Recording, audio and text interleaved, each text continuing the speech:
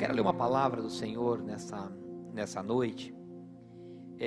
Está no livro de Gálatas, no capítulo 1 e no verso número 6 a seguir. Vamos ler uma porção não muito pequena, mas eu gostaria que você desse muita atenção para a leitura dessa palavra, porque eu sei que Deus tem algo profundo para os nossos corações nessa noite, uma palavra principalmente voltada para você que é uma pessoa que já está andando no Evangelho, que você é uma pessoa que já está caminhando com o Senhor, quem sabe tem um ministério. Eu quero que você tenha bastante atenção nessa palavra. Diz assim, livro de Gálatas, capítulo 1 e verso 6. Maravilho-me de que tão depressa passasseis daquele que vos chamou à graça de Cristo para o outro Evangelho, o qual não é outro, mas há alguns que vos inquietam e querem transtornar o Evangelho de Cristo. Mas ainda que nós mesmos, ou um anjo do céu, vos anuncie outro Evangelho, além do que já vos tenho anunciado, seja anátema. Assim como já vos dissemos, agora de novo também vos digo, se alguém vos anunciar outro Evangelho, além do que já recebeste, seja anátema. Porque persuado eu agora a homens ou a Deus? Ou procuro agradar a homens? Se estivesse ainda agradando a homens, não seria servo de Cristo. Mas faço-vos saber, irmãos, que o Evangelho que por mim foi anunciado não é segundo os homens, porque não o recebi, nem aprendi de homem algum, mas pela revelação de Jesus Cristo. Porque já ouvistes qual foi antigamente a minha conduta no judaísmo, como sobremaneira perseguia a igreja de Deus e a assolava, e na minha nação excedia em judaísmo a muitos da minha idade, sendo extremamente zeloso das tradições dos meus pais. Mas quando aprouve a Deus, que desde o ventre da minha mãe me separou e me chamou pela sua graça, revelar o seu Filho em mim, para que o pregasse entre os gentios, não consultei carne nem sangue, nem tornei a Jerusalém a ter com os que já antes de mim eram apóstolos, mas parti para a Arábia e voltei outra vez a Damasco. Depois, passado 3 anos, fui a Jerusalém para ver a Pedro e fiquei com ele 15 dias. E não vi a nenhum outro dos apóstolos, senão a Tiago, o irmão do Senhor. Ora, acerca do que vos escrevo, eis que diante de Deus testifico que não minto. Depois fui para outras partes da Síria e da Sicília, e não era conhecido da vista das igrejas da Judéia, que estavam em Cristo, mas somente tinha ouvido dizer, aquele que já nos perseguiu, anuncia agora a fé antes destruída, e glorificavam a Deus a respeito de mim. Eu quero fazer uma oração em cima dessa palavra. Pai, eu apresento, Senhor, essa palavra que o Senhor colocaste em meu coração. Pai, me dê sabedoria para que eu possa reproduzir aquilo que o Senhor colocou em minha mente, o meu coração, para que nós possamos ser transformados e ajustados pela Tua palavra. Nos dê sabedoria para falar, console e abra, Pai, os corações daqueles que a ouvirem, Senhor, porque eu sei que há algo para que o Senhor possa transmitir para a sua igreja. No nome de Jesus, amém, amém. Essa palavra é uma palavra que há algum tempo eu já venho estado inquietado com algumas situações que eu tenho visto a igreja desses últimos dias passarem. E então eu falava com o Senhor e vi nessa oportunidade de hoje poder transmitir aquilo que o Senhor colocou no meu coração. Nós tomamos como base a vida de Paulo, esse grande homem de Deus, E nesses últimos dias da igreja, aqui na terra, nós temos muito ouvido falar do reino. Do reino, do reino. Nós vemos que tem pessoas que têm pregado a palavra para todos os cantos, é maravilhoso. Inclusive, esse veículo de comunicação que hoje nós estamos usando aqui na igreja, que é a palavra do Senhor através das ondas do rádio, assim como nós usamos, através da transmissão, que hoje nós não temos pessoas aqui, mas agora nós estamos usando esse veículo para que possa chegar até você essa palavra, para que ela possa ficar colocada em plataformas em que muitas pessoas podem chegar a ver tudo isso. Assim, essa tecnologia maravilhosa. Eu comentava com o irmão essa semana, depois saímos do culto, e eu dizia a ele assim, é tremendo, porque antes, quando nós víamos a profecia de quando Jesus voltar, todo mundo fosse poder ver a Jesus, na profecia em que ele voltará em cima do monte de Jerusalém, Fábio, eu ficava me perguntando assim, como pode ser? Porque eu estou falando já de antigamente, há 15 anos atrás, ou 20, quando me converti, eu falava, como pode? Como a gente vai conseguir ver? Diz que todo mundo verá. Eu falava, será que Jesus vai ser uma grande luz que vai chegar, que todo mundo conseguirá ver? Hoje não, hoje eu tenho a plena convicção de que a rede mundial de computadores, as lives, eu imagino que quando Jesus chegar lá em Jerusalém naquele dia, vai ter um camarada lá e vai na hora começar a transmitir, e vai se recompartilhar, e aquilo tudo vai ser, e todo mundo vai falar, meu Deus, Jesus está chegando, Jesus. Enfim, será uma grande glória, e não é isso que eu quero pregar. Mas eu vejo que esse grande veículo de comunicação, nesses últimos dias, como é um grande veículo de que possa alcançar vidas, para que o Evangelho realmente ele seja expandido por nações, porque esse homem a qual nós estamos falando aqui, foi o grande precursor do Evangelho, foi o homem que Deus usou para levar as nações, foi o primeiro grande missionário, o primeiro grande teólogo que pôde existir. Se tem um cara assim que eu acho fantástico, todos da Bíblia são, mas Paulo foi um cara assim diferenciado no seu tempo, pela sua ousadia, pela sua preparação, pela sua coragem, por tudo que ele acreditou no que Jesus lhe mostrou, enfim. E hoje nós vemos que esses veículos de comunicações a qual nós temos, eles têm sido veículos de transmissão de coisas maravilhosas, mas também de coisas destrutivas. Assim como nós vemos que o Evangelho ele é pregado, nós vemos que pessoas têm levado, por exemplo, agora como tem um tal de um palhaço que está sendo levado para as crianças, e estão incentivando elas, não é a primeira vez, a se suicidarem. Enfim, a pornografia chega de uma maneira tão fácil na mão de jovens, de crianças.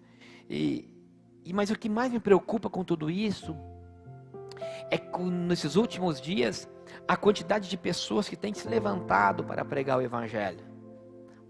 Isso é ruim, pastor? Não estou dizendo que seja ruim, mas eu digo que tem pessoas que estão deixando de fazer algo fundamental, que é algo de você congregar, de você buscar um conhecimento sólido. As pessoas...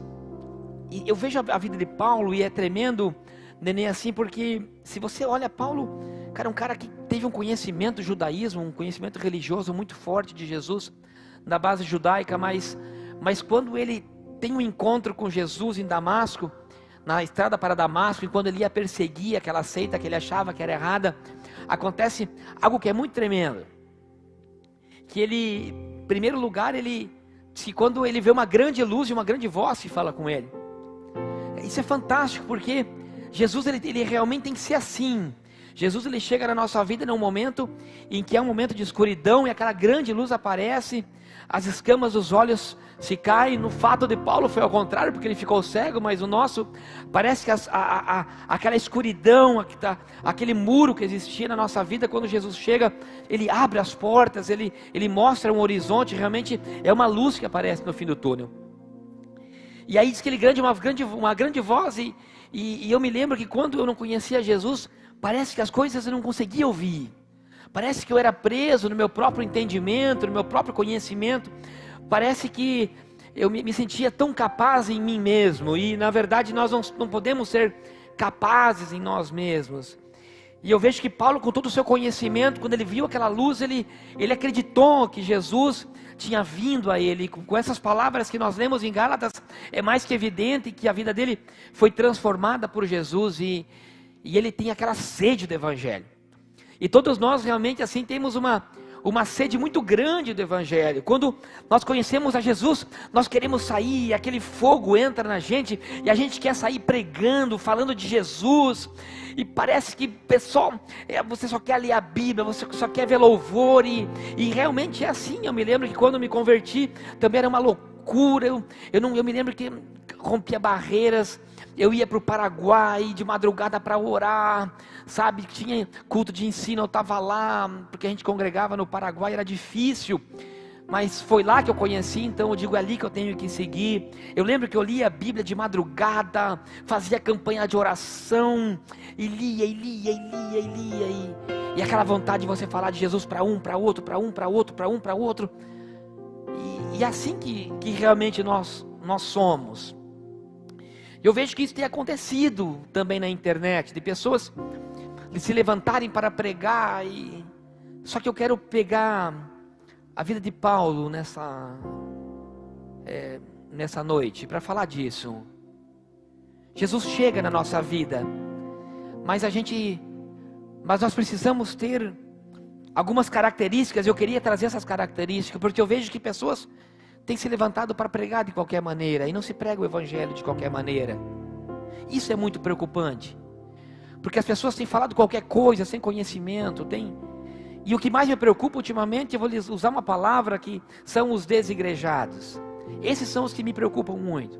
O que eu mais tenho ouvido de pessoas é, não, eu não preciso congregar, eu não preciso ir à igreja, eu não preciso de ninguém me cobrir, eu não preciso ter uma cobertura espiritual.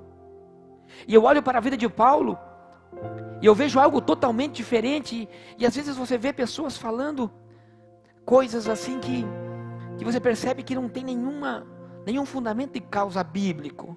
As pessoas ouvem e pregam. E Paulo não. Nós percebemos que a primeira coisa que eu identifiquei em Paulo é algo que é tremendo, que no capítulo 9 do livro de Atos dos Apóstolos, no verso 18, diz que logo que caíram-se os olhos, as escamas, ele se recuperou a vista e levantou-se e foi se batizar. Hoje tem pessoas que estão perdendo a essência do verdadeiro Evangelho. Ele disse que qualquer Evangelho que não fosse esse que ele pregou, era para ser anátema. Ele está dizendo assim, olha, cuidem com as doutrinas, cuidem com o que as pessoas dizem. Ele estava dizendo, nem que venha um anjo do céu e pregue algo, vocês sejam anátema e não saia daquilo que foi determinado por Deus. Que nós entendemos que Paulo foi diferente de mim e você. Paulo foi um cara escolhido especificamente para essa chamada, para escrever 3 epístolas, para ter uma revelação teológica de Deus. Ele não era qualquer um, ele não era uma pessoa despreparada. Ele tinha crescido na melhor, e teve o melhor professor teológico da sua história. Ele conhecia a causa, a raiz do Antigo Testamento, ele conhecia Deus. O que Deus deu a ele não é algo que dá para nós. Nós temos que ter consciência, porque eu vejo que tem pessoas que dizem assim, não, eu sou como Paulo, a revelação vem para mim, Deus fala comigo e pronto. Cara, Paulo não foi assim. Quando ele teve a consciência, as escamas se caíram, ele disse, eu tenho que fazer aquilo que João disse, eu tenho que me batizar. Está na Bíblia. Se quando as escamas dos olhos dele se caíram, ele foi se batizar. E tem pessoas que estão querendo fazer o Evangelho de qualquer maneira, quer pregar, quer fazer isso, quer aquilo, e nem ainda passou pelo batismo.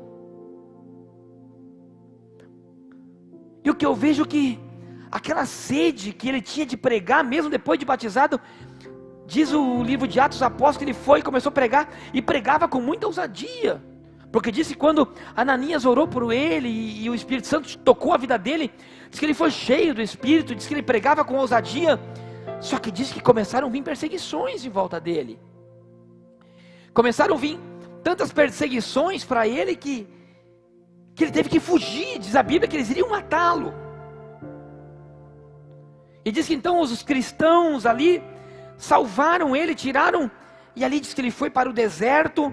Ele foi para a Arábia, onde nós lemos, diz que ele ficou 3 anos. E quando eu lia isso, o Senhor já me dizia algo. Que nós não podemos sair pregar sem estarmos preparados. Mesmo Paulo, com aquela fome, com aquela ousadia que ele tinha para pregar, diz a Bíblia que ele foi perseguido. E eu entendo que a pessoa que não se levanta sem uma cobertura, sem uma congregação com ele, o diabo vai vir e vai te matar. Você não pode sair, eu nunca vi um guerreiro sair sozinho da batalha. Então a primeira coisa que nós temos que entender é que tem que ter uma preparação. Eu não estou dizendo para que você, pastor, então não posso. Sim, você pode, mas cara, a Bíblia diz que ele foi 3 anos para o deserto. Há um longo caminho a ser perseguido, a ser percorrido. 3 anos diz que ele teve com o Senhor. Ele entendeu que ele tinha que se preparar. Ele tinha que buscar de Deus. As pessoas ultimamente sobem em púlpito sem preparação nenhuma.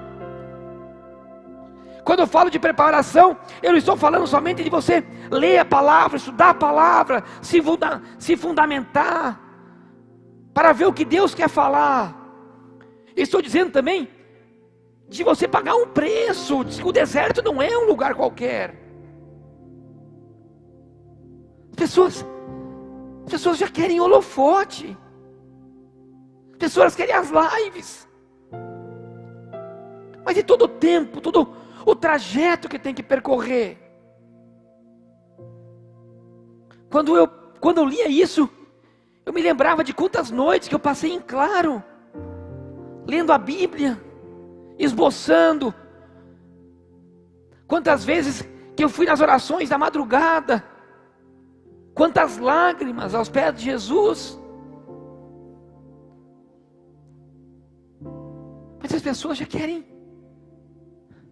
As pessoas não querem pagar o preço, não querem passar no deserto. Meu irmão, escute. Antes da gente se colocar de pé, primeiro tem que sentar para aprender. Mas a gente não quer deserto, a gente quer a glória. Mas tem coisas que precedem a honra. E Paulo, 3 anos. E diz a Bíblia que depois que ele passa os 3 anos, ele volta para onde? Ele volta para Jerusalém, para Damasco, e depois para Jerusalém. E o que diz? A Bíblia diz que ele foi encontrar Pedro.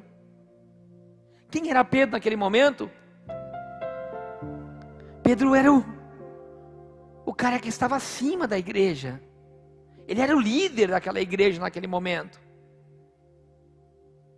Paulo entende que com toda a revelação que ele tinha, com toda a experiência que ele tinha tido com Jesus, antes ele saía a pregar, ele tinha que se reunir com a autoridade que estava acima dele da igreja. Ei, meu irmão, você tem que entender alguma coisa. Nós temos que entender que há uma submissão. O nosso Deus não é um Deus desorganizado. Há uma hierarquia que tem que ser obedecida. Paulo, ele volta e diz a Bíblia que nós vemos que ele foi encontrar com o apóstolo, com os discípulos de Jesus. Ele não sai a pregar de qualquer jeito. Não saia pregar sem a autorização do teu pastor. Não comece a fazer a obra de qualquer maneira.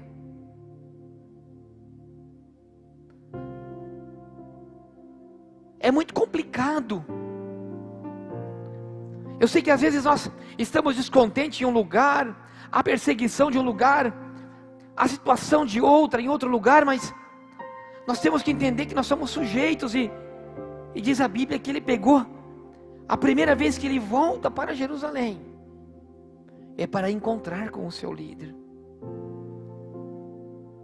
Ele entendia o que Pedro representava. Então eu imagino que eles se reuniram com Pedro. E ele começa a contar quem ele era. Eles tinham medo de Paulo, era um perseguidor. Então eles pegam a Paulo e enviam a Paulo para a obra missionária. E Paulo sai pregar o Evangelho. E é tão tremendo que diz o livro de Atos dos Apóstolos, capítulo 27. E então Barnabé tomou consigo e trouxe aos apóstolos. E ele falava ousadamente no nome do Senhor Jesus. E falava e disputava também com os gregos. E assim, pois, a igreja em toda a Judéia, Galiléia, Samária, tinha paz. E eram edificadas e se multiplicavam, andando no temor do Senhor e na consolação do Espírito Santo. A igreja ela andava unida. E hoje nós falamos de um evangelho de reino, em que as igrejas andam uma para cada lado. Mas Paulo entendia que ele tinha que andar numa direção, que quem lhe guiava era o Espírito Santo, mas ele tinha sido enviado pelos apóstolos. Mais uma vez eu volto a te dizer, não saia fazer a obra de qualquer jeito, não saia sozinho. Nós somos um grande exército, mas nós temos que caminhar juntos, obedecendo regras, batalhões, lideranças, patentes. Nós temos que entender que nós devemos ser submissos e obedientes às nossas autoridades, tanto as nossas autoridades governamentais, como as nossas autoridades eclesiásticas. E disse que quando Paulo foi enviado como missionário, aí nós nós encontramos sim perseguições, mas nós vemos que aonde ele ia, aonde ele pregava, as pessoas se convertiam, a graça estava com ele, o Espírito Santo o guiava. Então a primeira vez que ele vem a Jerusalém, foi para buscar e para conhecer aos líderes, para entender como funcionava o ministério. Eu imagino ele chegando e falando: Pedro, como é que funciona? Como é que é?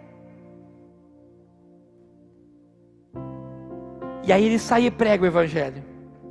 E diz a Bíblia que na segunda vez em que ele retorna a Jerusalém, que se encontra no livro de Atos dos Apóstolos, no capítulo número 11, no verso de 29 e 30, aproximadamente 3 anos depois, diz a Bíblia que os discípulos, cada um, segundo a sua possibilidade, decidiram providenciar ajuda para os irmãos da Judéia. E fizeram enviando as suas ofertas aos presbíteros pelas mãos de Barnabé e pelas mãos de Saulo. A segunda vez que Paulo retorna a Jerusalém, ele retorna com um objetivo. A Judéia passava fome. Diz a Bíblia que havia muita necessidade naquele momento. Então diz a Bíblia que Saulo vem, ele volta, mas ele volta trazendo oferta para saciar a fome daquelas pessoas. Eu entendo que outra característica acompanha o ministério de Paulo. Ele era um homem que se compadecia de amor pelas pessoas que estavam passando necessidade. Ele não se esqueceu da igreja que ele enviou. Paulo, quando ele fica sabendo que em Jerusalém havia fome, que aqueles primeiros irmãos que sabem que lhe ajudaram, foram aqueles irmãos que lhe ajudaram a fugir, quem sabe a primeira vez que estavam lá em Jerusalém, ele diz: eu não vou ficar com as minhas mãos atadas. Então ele reúne dinheiro e volta para saciar a fome daquelas pessoas. Eu vejo uma outra característica em Paulo, e que também encontro em Jesus Cristo. Ele tinha amor pelas pessoas mais necessitadas. Eu não consigo ver o evangelho aonde as pessoas só pregam, mas o seu coração é endurecido de não se compadecer de pessoas que estão realmente passando fome e passando necessidade. Todo evangelho nós vemos Jesus Cristo oferecendo a graça, mas também oferecendo pão.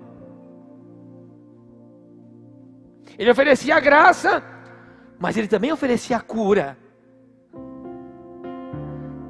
E Paulo, ele se lembrava das suas origens.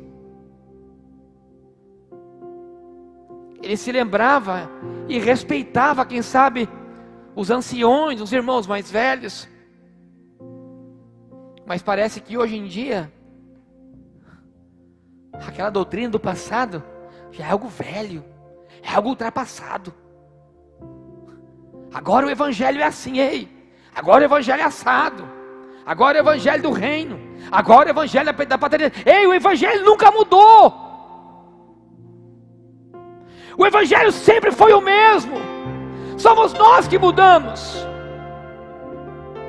O homem muda, mas Deus não muda.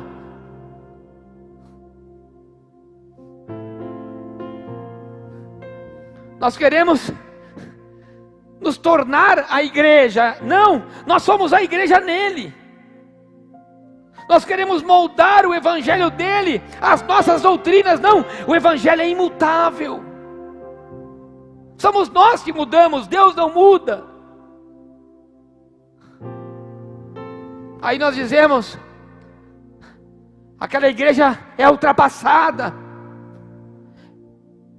Não, a igreja é a mesma. O evangelho é o mesmo. As pessoas, nós somos a igreja. Nós somos feitos de alma, corpo e espírito. Nós continuamos sendo iguais, mas o nosso coração mudou.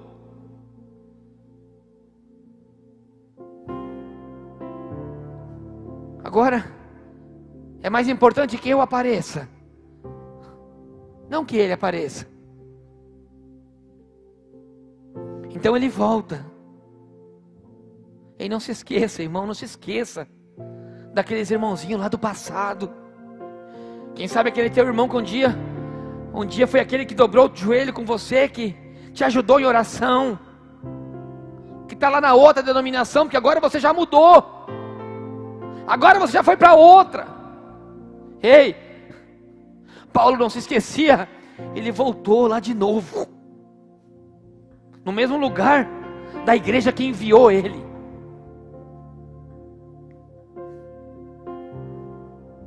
Então ele vem e entrega uma oferta e sai de novo para a obra missionária. E depois de 14 anos ele volta. 14 anos ele volta para Jerusalém. Eu quero falar, já falei de 2 vindas. Quero falar de 4 vezes que Paulo, durante todo o seu ministério, ele foi e voltou para Jerusalém. A terceira vez que ele voltou para Jerusalém, depois de 14 anos, ele voltou com um objetivo. Diz a Bíblia que havia muita confusão. A doutrina antiga do judaísmo estava se infiltrando dentro do cristianismo. As pessoas estavam se confundindo, trazendo costumes do passado para dentro da igreja, trazendo tradições para dentro da igreja, trazendo coisas que Deus já não queria mais, trazendo para a igreja. Eu não consigo entender. Eu não consigo entender como as pessoas conseguem mudar tanto. Como as pessoas querem trazer costumes e transformar as coisas de Deus. E havia uma confusão tão grande. Isso já se encontra em Atos, capítulo número 15. E disse Paulo, quando ele vem, ele retorna para Jerusalém.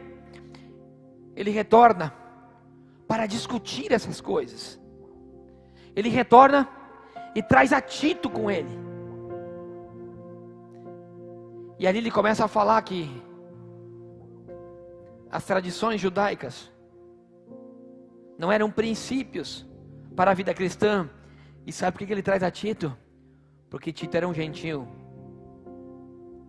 E ele era um exemplo de homem de Deus. Sabe o que eu vejo? Eu vejo que Paulo, ele voltava sempre para se reunir, para congregar na igreja que tinha saído ele, tinha mandado ele para a obra missionária. Eu não vejo em Paulo um desigrejado. Eu vejo em Paulo um homem que sabia que existia um concílio sobre ele. Existia autoridades pastorais. Havia um conselho pastoral a qual ele representava. Por mais que ele discordava, quem sabe, do fulano, do ciclano, do beltrano, então eles se sentavam, se reuniram para discutir e para falar do evangelho. Ele traz uma pessoa como para dizer: olha, esse cara não foi um judeu, esse cara não conheceu a doutrina judaica, mas esse cara aceitou a Cristo e ele é um exemplo hoje de um homem convertido. Eu entendo que eles voltavam para estudar a palavra, como dizendo: a palavra é imutável, a palavra ela continua a mesma. Aqui está dizendo tal coisa, aqui está dizendo que Cristo é o nosso Salvador, aqui está dizendo que Cristo morreu por nós, aqui está dizendo que o único rei soberano é Ele, que ninguém tem que aparecer mais do que Ele, que ninguém tem o conhecimento maior do que Ele. E aí diz que ele sai de novo para a obra missionária. E diz a Bíblia que a quarta vez que Paulo volta para Jerusalém, ele vem pela última vez. E diz a Bíblia que ele recebe uma revelação, inclusive. Vem um profeta, ele diz: olha, Paulo, eu vejo você com os teus cintos, com as tuas mãos atadas, e você será entregue nas mãos dos judeus. E ele, por uma revelação espiritual de Jesus Cristo, pelo Espírito Santo, ele tinha que voltar para Jerusalém. E as pessoas dizem: não, Paulo, não vá para Jerusalém, não volte. Ele diz: não, eu vou voltar assim, a mim não me importa. E quando ele volta, diz que ele vem com seus bolsos cheios, Fábio, com muita oferta. Ele diz assim, eu imagino, ele diz assim: olha, eu tenho um objetivo, eu vou voltar para a minha igreja, porque agora eu consegui ofertas, quem sabe, para entregar para aquela igreja, para que ela possa fazer mais obra missionária, para que ela possa enviar outros homens, como eu fui enviado. Diz que ele volta para Jerusalém e entrega uma oferta para a igreja que estava em Jerusalém. Mas quando ele volta para Jerusalém, ele não volta somente sabendo que ele entregaria dinheiro para a igreja. Ele volta sabendo que seria a última vez que ele veria aquela igreja, porque ele seria entregue nas mãos daqueles que levariam para Roma, e ele nunca mais voltaria. Mas o que eu vejo? Eu vejo um homem que não somente se preocupava em ofertar à igreja, eu vejo um homem que se preocupava em ele ser a oferta para a igreja. Um homem que não se preocupava somente com o que a igreja lhe poderia oferecer. Ele dizia: não, eu me ofereço, porque ele disse: mesmo que eu morra, eu não estou preocupado, a mim o que importa é cumprir o evangelho de Cristo.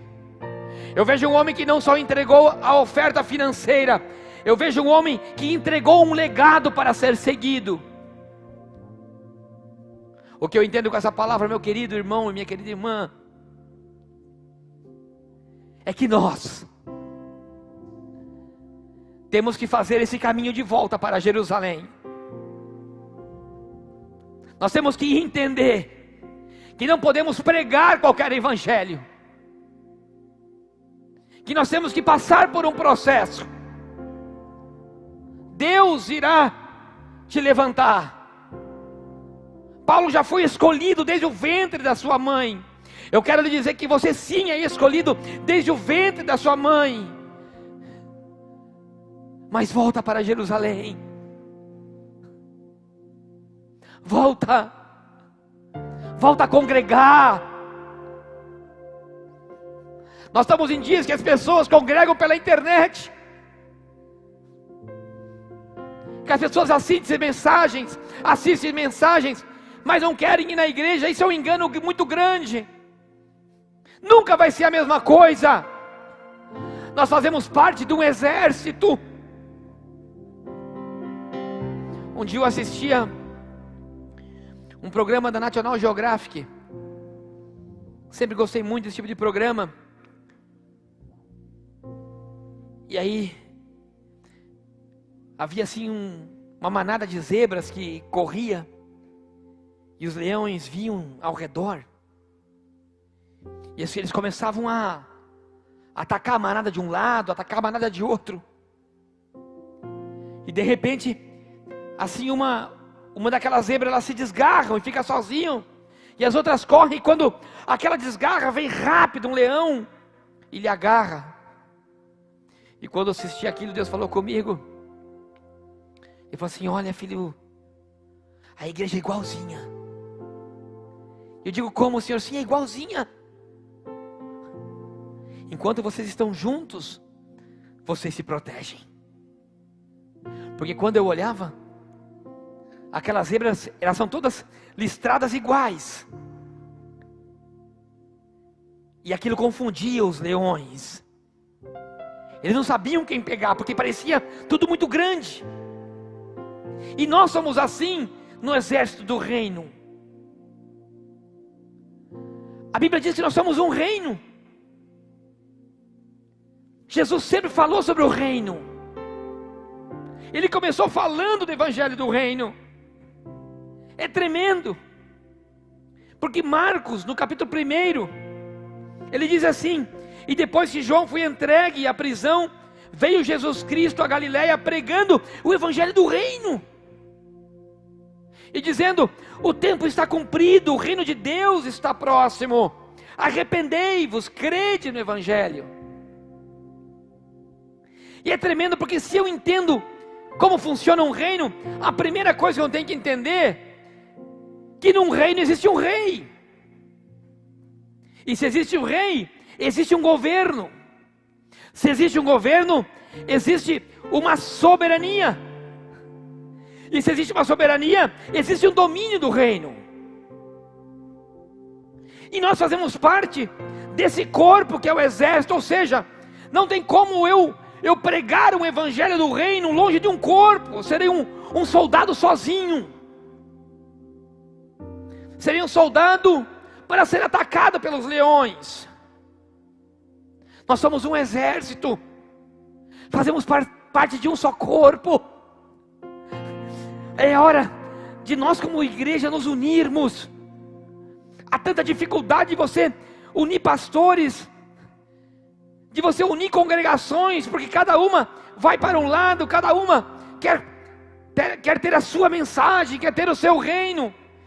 O problema é que nós nos preocupamos de que a nossa igreja cresça. Ei, não, a igreja não é nossa, a igreja é dele.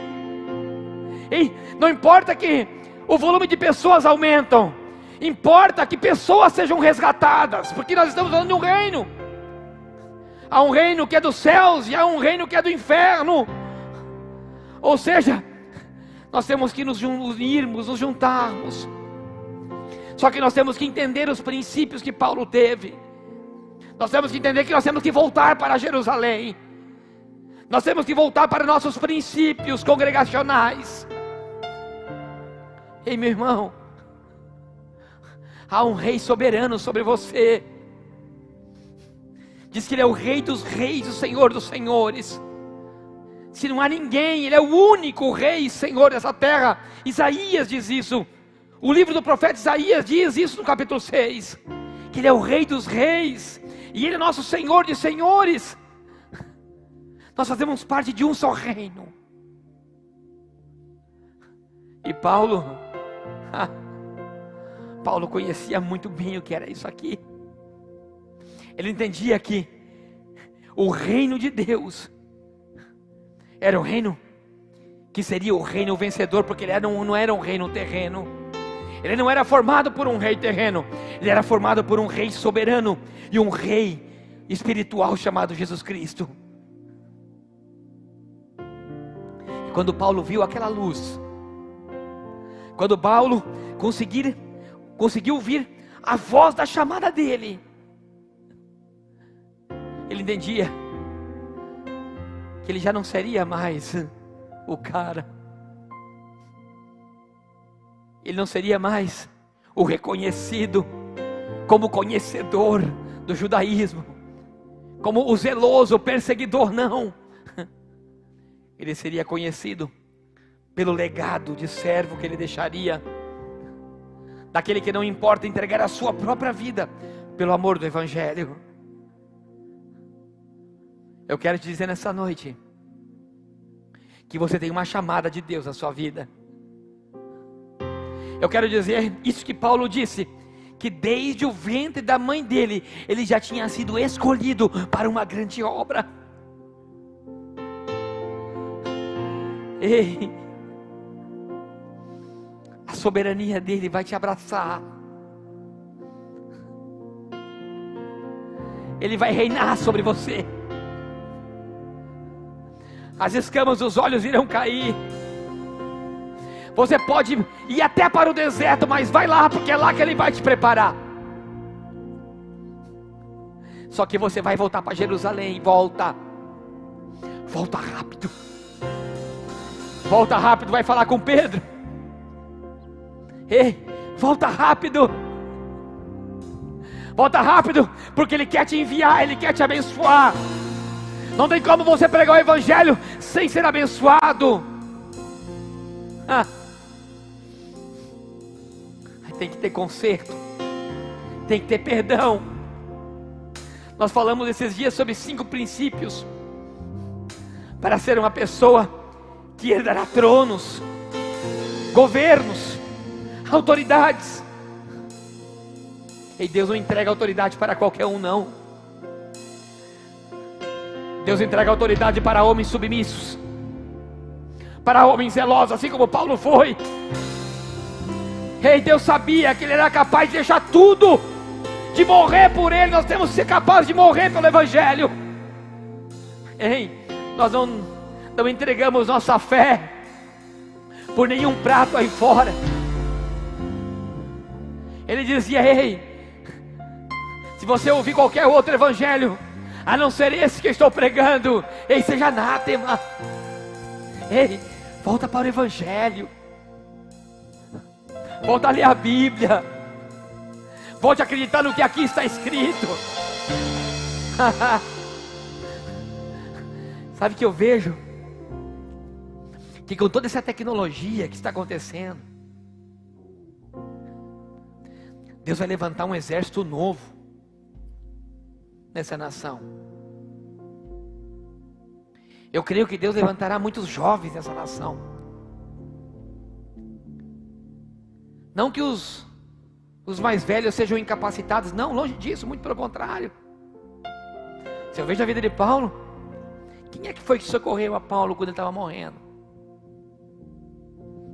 Foram os cristãos velhos, os velhos cristãos que estavam com ele em Damasco.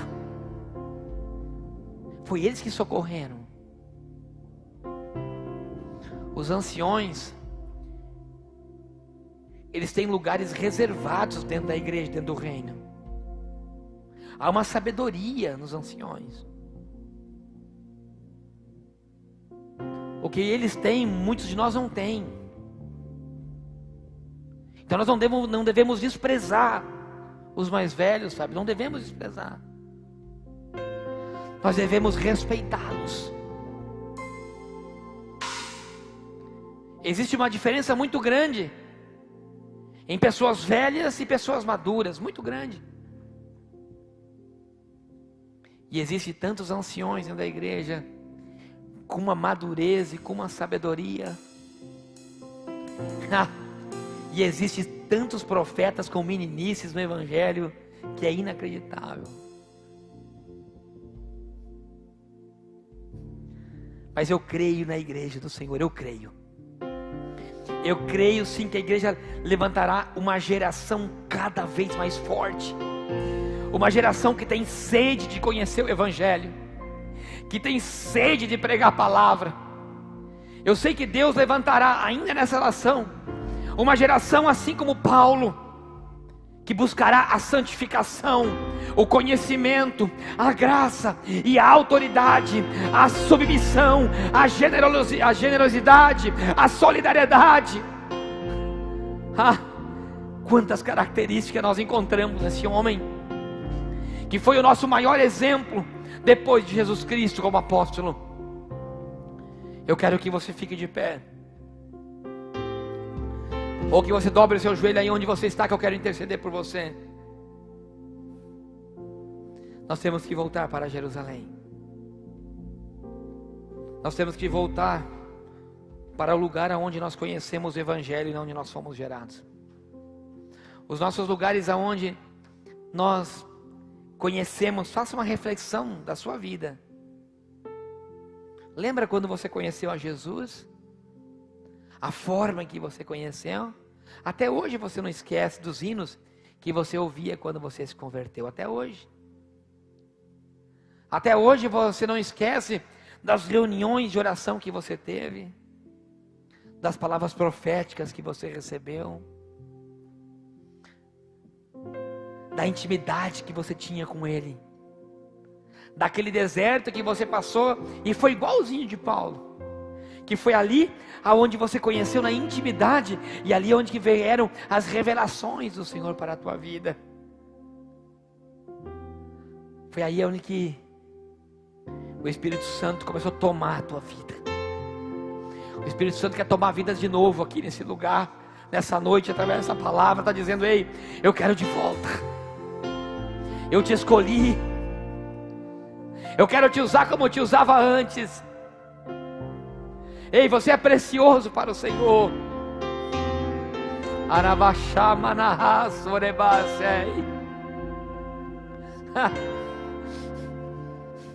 Eu sei que tem pessoas que vêm na igreja porque precisa de um milagre, precisa de uma cura.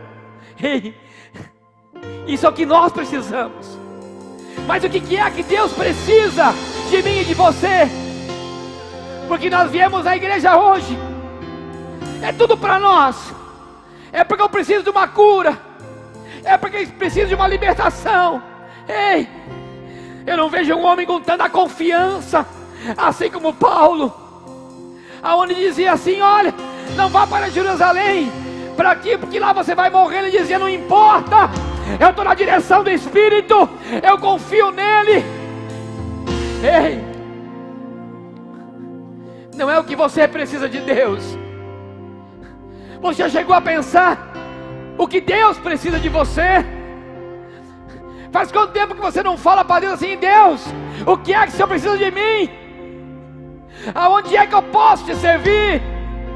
Eu disse esses dias aqui na igreja, nós fomos chamados para resgatar as pessoas que estão aí fora. Há quantos que estão perdidos?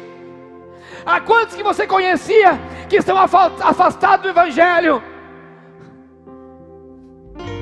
Ei, Deus precisa de nós, só que nós não estamos à disposição dele. Agora sim nós queremos que Deus esteja na nossa disposição. Ah, meu Deus. Arabassá manahasho. Dorabassau emanahá xerebassei. Deus, estou voltando. Ah, Senhor, A essência. eu quero te pedir nessa noite, Pai. Comece a resgatar nessa noite os Paulos, Senhor, que estão perdidos aí fora. Há quantos que foram chamados? Há quantos que receberam, Senhor, uma autoridade poderosa sobre a vida deles, mas que hoje estão com seus braços cruzados? Ei, traga eles de volta para Jerusalém. Traga eles de volta para Jerusalém, Senhor. Usa eles poderosamente. Usa a tua igreja.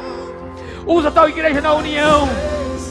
Usa a tua igreja, Senhor, para ajudar o próximo. Usa a tua igreja, Senhor, para debater situações que têm desviado pessoas, para discutir, papai, não doutrinas, mas o teu evangelho, o teu reino. Pai, levante pessoas dispostas. Levante pessoas dispostas a enviar missionários, a se doar, a serem ícones, a serem pessoas, papai, que sejam reconhecidas como homens e mulheres de Deus, exemplos a serem seguidos. Levante pessoas, Pai, para fazer com que o seu evangelho seja transformador de vidas, que seja edificador de altares, que seja restaurador de lares. Abençoa, Pai, a tua igreja, no nome de Jesus.